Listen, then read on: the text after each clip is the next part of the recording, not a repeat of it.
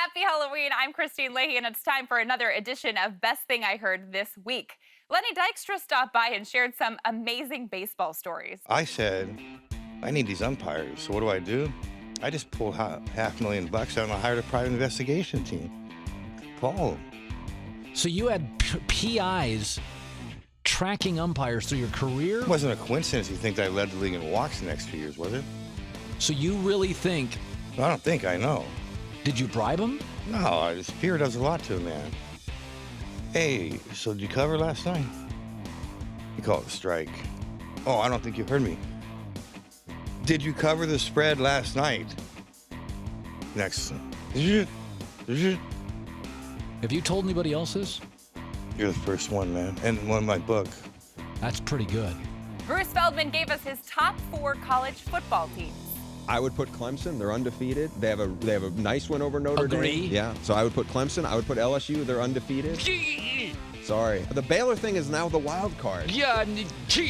I think Baylor's really good. And Ohio State? No, I can't put Ohio State in. I think they will be there. But right now, what have we seen from Ohio State? They blew out Rutgers. They've struggled with teams. I think going forward, I love that they finally got to J.T. Barrett. I think they're going to roll through the rest of their schedule. But the way they've struggled with some of these other teams, I just don't think the resume is enough. Iowa has a better resume. Michigan State. You put him in? Over those other teams, no. So you're not gonna give the Big Ten anybody? No, I'm giving them Iowa. Oh, Iowa's. Aaron Eckhart told us why he loves sports movies. I love competition. I love the best of the best. I love excellence. Watching people who are super athletes. You've said it on your show many times. There are 5 guys legitimately out of 6 and whatever billion people on the planet that can throw a football.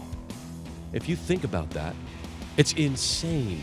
You talk about, these people at home. You talk about contracts. You talk how they treat their wives, how much they tip the valet.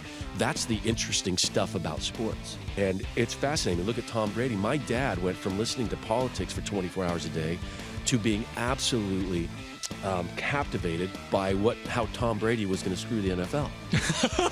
Spygate, Deflategate. Yeah, he would literally make sure that he was at the radio so he could listen to what Tom Brady did today. What his move was, what his chess move was. So that's what I love about sports movies.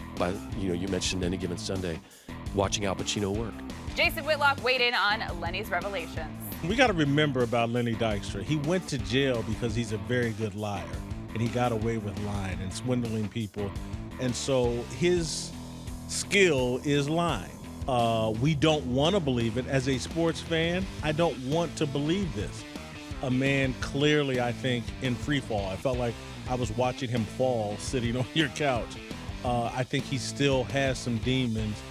And again, he's got a book to sell, so he needs to say salacious, sensational things.